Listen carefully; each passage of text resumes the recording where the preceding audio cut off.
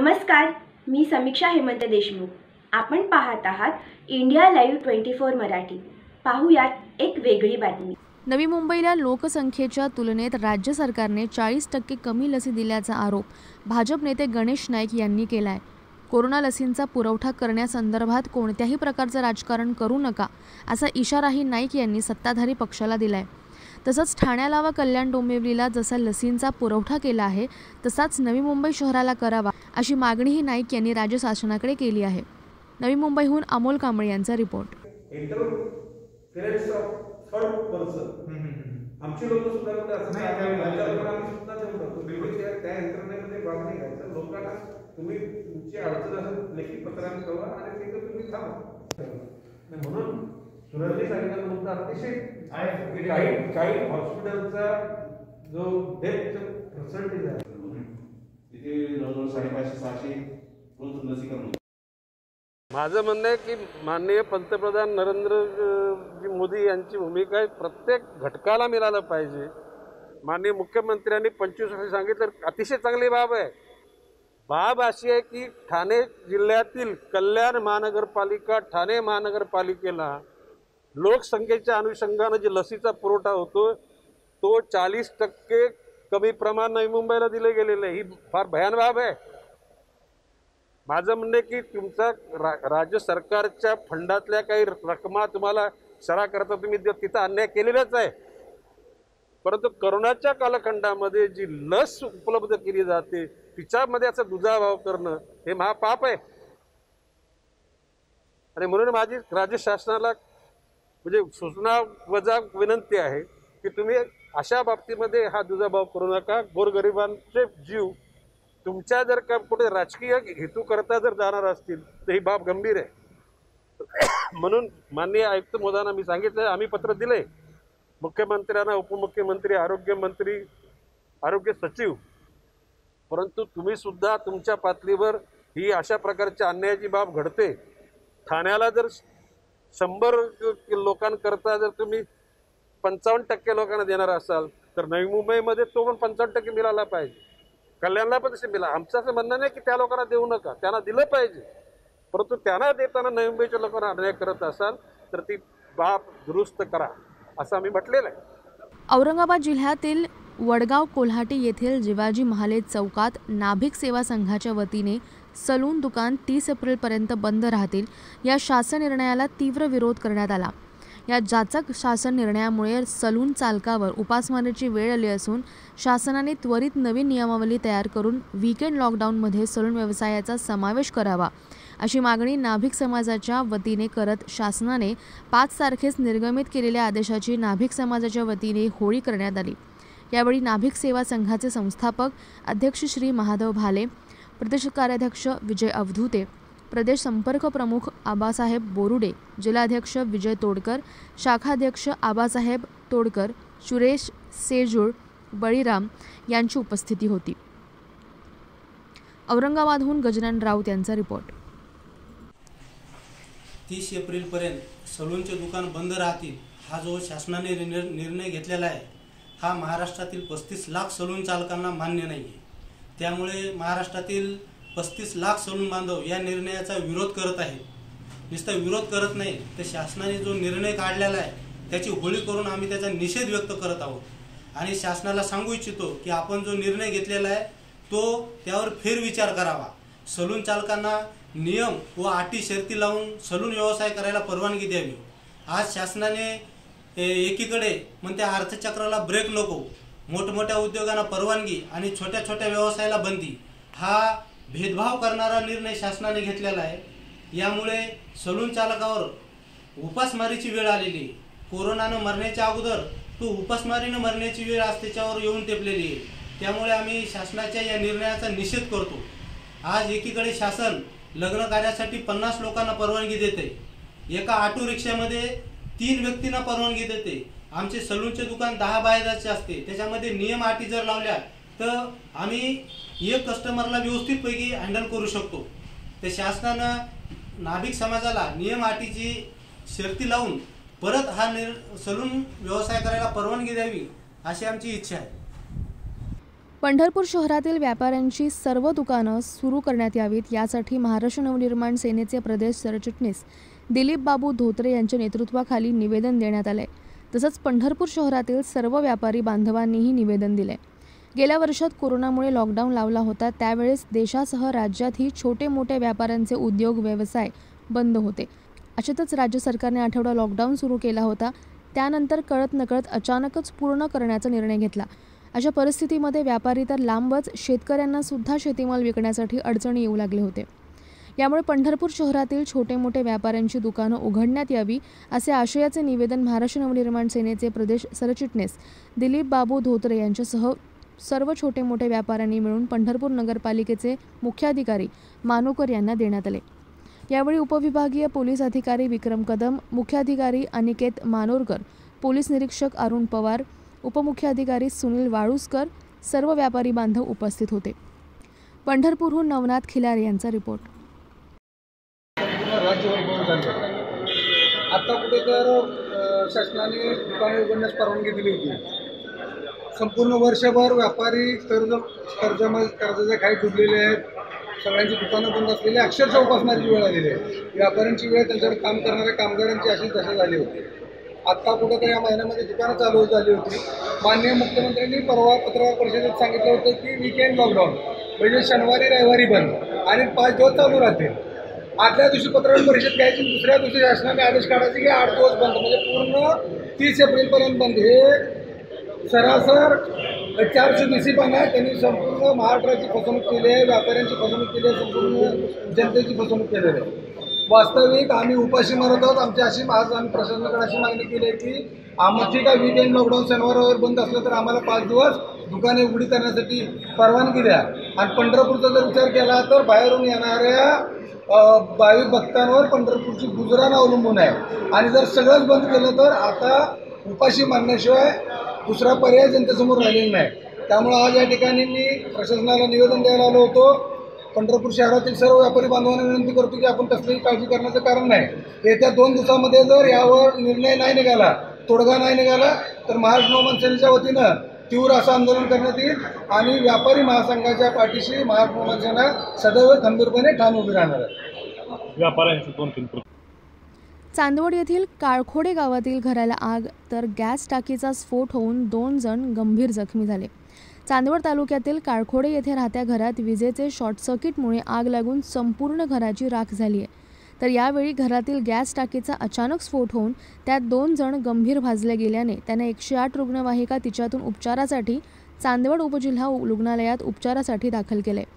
या आगीमध्ये संसारोपयोगी भांडी, रोख रक्कम, भ्रमणध्वनी, घरातील आधार कार्ड, रेशन कार्ड, मतदान कार्ड, बँक पासबुक, शालेय साहित्य तसंच धान्य, गहू, बाजरी सर्वच जळून खाक झाल्याची खबर रूपचंद लक्ष्मण माळी यांनी आज झालेल्या घटनेची माहिती चांदवड पोलीस स्टेशनला स्वतःहून 4 वाजेच्या सुमारास खबर देण्यात आली. या घटनेचा तपास चांदवड PI समीर बारावकर यांच्या मार्गदर्शनाखाली पोलीस कर्मचारी बागुल करीत आहेत. India live 24 news report. Aurangabad येथील घाटी रुग्णालयात कोरोना कार्यकाळापासून 74 कंत्राटी कामगार काम करत आहेत.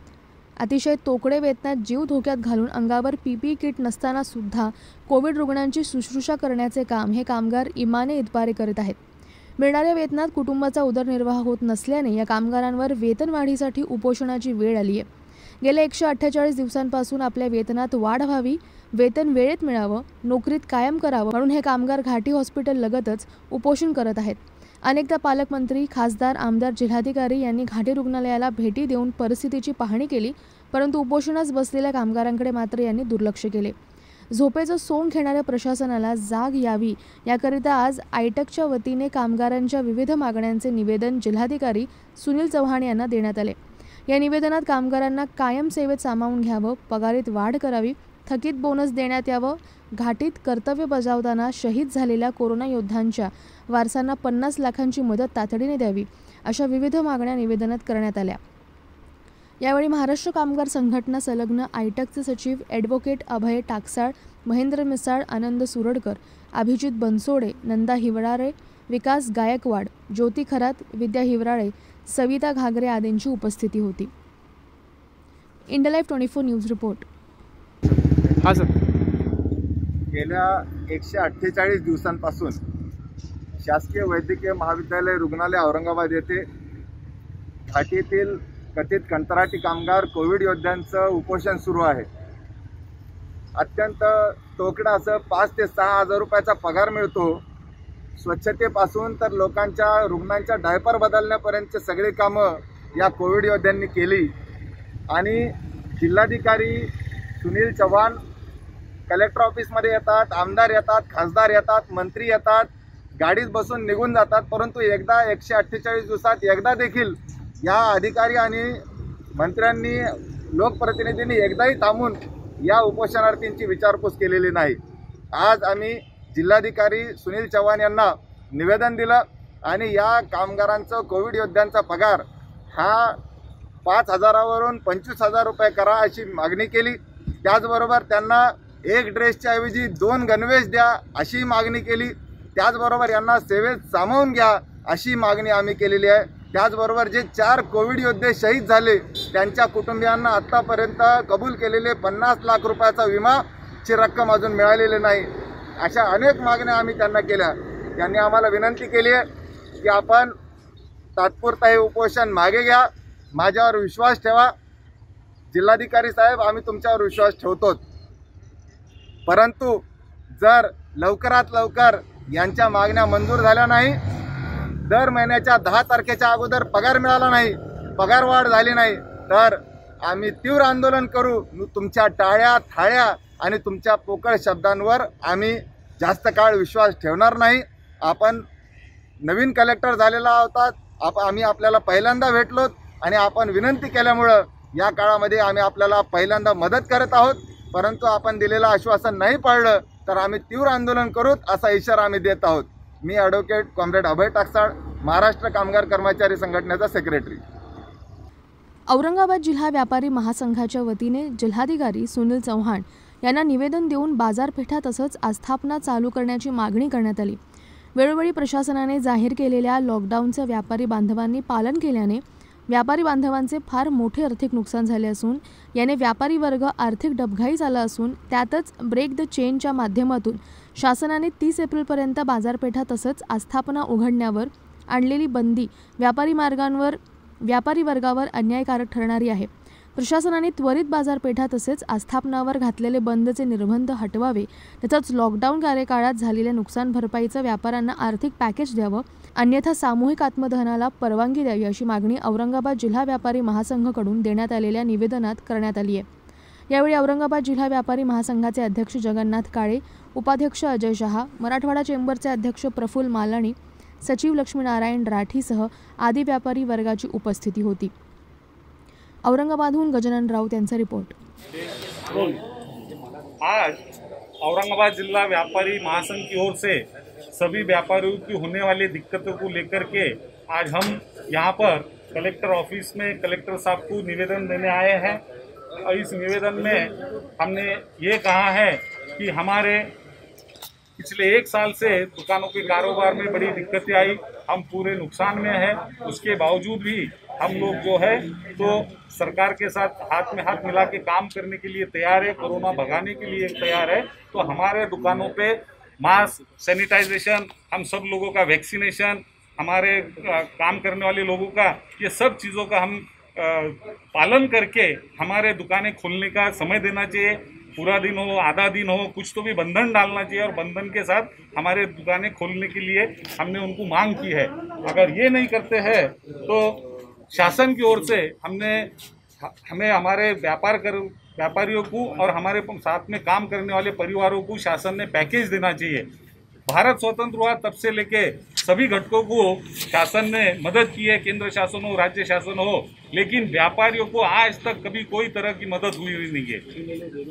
हमें कहना नहीं है दूसरों को किया इसलिए उनको नहीं करना है, उनको करो, लेकिन व्यापारी वर्ग को आज तक कोई मदद हुई नहीं है। तरह तरह के दिक्कतें अड़चने आज तक जो आई स्वतंत्र के बाद वो कभी मदद हुई नहीं है। कम से कम ये कोरोना के साल में साल भर हम लोग बहुत परेशान हो गए और अभी हम अगर ये दोनों चीज़ें नहीं करते तो फिर हम व्यापारियों को आत्मदहन करने के लिए परवानगी देने की मांग हमने जिला अधिकारी साहब के पास की है। उनके माध्यम से मुख्यमंत्री पंतप्रधान को भेज के हमारी मांग के लिए हम व्यापारियों को जो आत्मदहन करने की स्थिति निर्माण होगी है उसकी उन्होंने परवानगी देना चाहिए। ये मांग लेके हमने आज कलेक्टर साहब को निवेदन दिया और इसकी पूरे देश में हम करीब 8 करोड़ व्यापारी है और यहाँ काम करने वाले लोगों के परिवार इस पे निर्भर है। इसको तो अलग तरीके से देखा नहीं जा रहा है। इंडस्ट्रीज में काम करने वाला कामगार है तो हमारे दुकानों में काम करने वाला क्या कामगार नहीं है? उसका परिवार नहीं है? उसके बीवी बच्चे, उनका पढ़ाई, खाने पीने का सब चीज़ों का ध्यान रखते हुए आज औरंगाबाद जिले में करीब 1.5-2 लाख कामगार जो है तो हमारे दुकानों में काम करते हैं।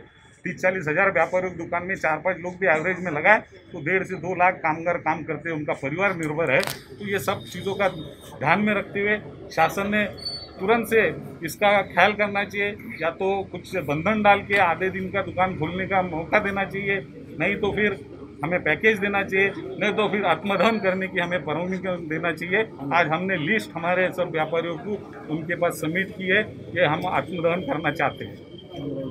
और ऑनलाइन के बारे में भी जब फॉरेन के बड़ी कंपनी को ऑनलाइन की जो है तो उन्हें परमिशन है, हम व्यापारियों को नहीं, हम भी ऑनलाइन पे भेज सकते हैं ना हमारे पास का माल, उसकी परवानगी इसमें तुरंत मिलनी चाहिए। इस तरह के मांगे लेके हम यह है कि अगर हमारा भी व्यापारियों का क्या बोलेंगे उसे बांध फूट गया तो व्यापारी भी जो है तो रास्ते पे आके अपने पूरे दुकानें आने वाले 2-3 दिन में इसका विचार होके पूरा अच्छे से ध्यान देना चाहिए, नहीं तो हम सब दुकानें खोल डालेंगे पूरा।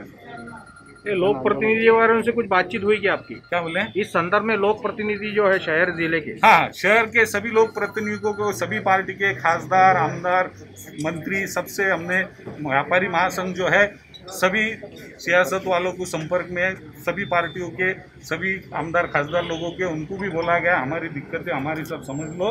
और व्यापारी महासंघ ने पिछले साल भर में शासन को प्रशासन बहुत कोऑपरेट किया है और आगे भी करेंगे, लेकिन हमारे रोजी रोटी का पहले हमारा भी पेट का ध्यान रखना चाहिए। ये करके हम निश्चित प्रयत्न करेंगे। या होत्या आत्तापर्यंतच्या सविस्तर बातम्या। येथे घेणार आहोत आपण एक छोटीशी विश्रांती। मात्र तुम्ही कुठेही जाऊ नका, पाहत रहा इंडिया लाईव्ह 24 मराठी, खरी पत्रकारिता, खरा विश्वास।